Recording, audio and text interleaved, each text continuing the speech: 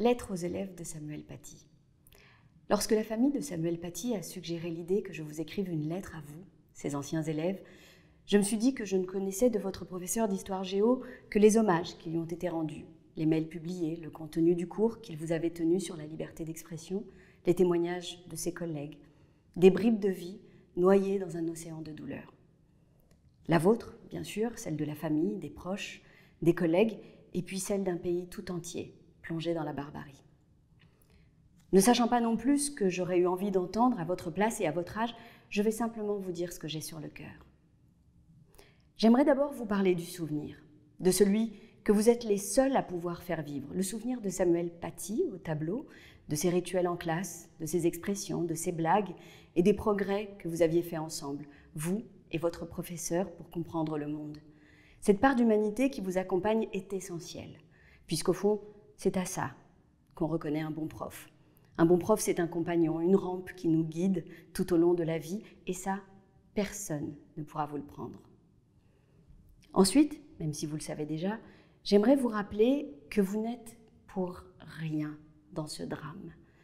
Ni vous, bien sûr, ni Samuel Paty, ni ce qu'il a dit, ni la caricature du prophète qui illustrait son propos ne sont un tant soit peu responsables de cette barbarie. Les seuls responsables sont ceux qui ont désigné Samuel Paty comme cible et celui qui l'a assassiné.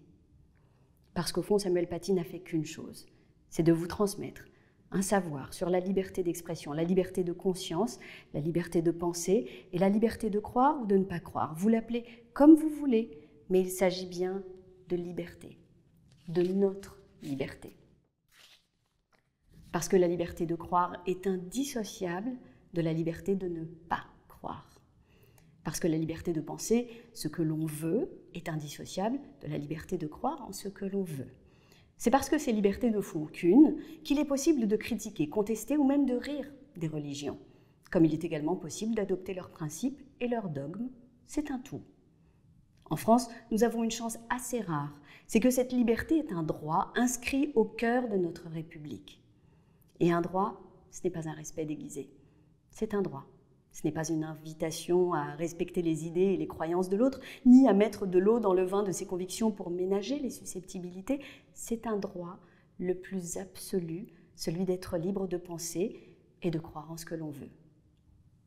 Parce que s'il fallait respecter les croyances et les idées de chacun, on ne pourrait plus rien dire. Par exemple, les historiens et les archéologues ne pourraient pas remettre en cause l'idée saugrenue que Dieu aurait créé la Terre il y a de cela 6500 ans, au nom du respect de ceux qui en seraient convaincus. Et cela interdirait également aux convaincus d'affirmer de telles idioties au nom du respect de la raison et de tous ceux qui y sont attachés. Comment pourrait-on manger du bœuf lorsque l'on connaît la peine que cela procure à certains hindous pour qui les vaches sont sacrées ? Voilà pourquoi la peine des uns, aussi sincère soit-elle, ne peut être invoquée pour limiter la liberté des autres de croire et de penser. Cette liberté est un droit, point. Elle ne nous invite qu'à une seule chose, c'est de penser par nous-mêmes, ce qui était l'exacte mission de Samuel Paty, vous apprendre à penser par vous-même. C'est pour avoir fait usage de cette liberté dans le cadre de son enseignement que Samuel Paty a été assassiné. Et c'est pour cette même raison qu'avant lui, mes amis de la rédaction de Charlie Hebdo ont été assassinés.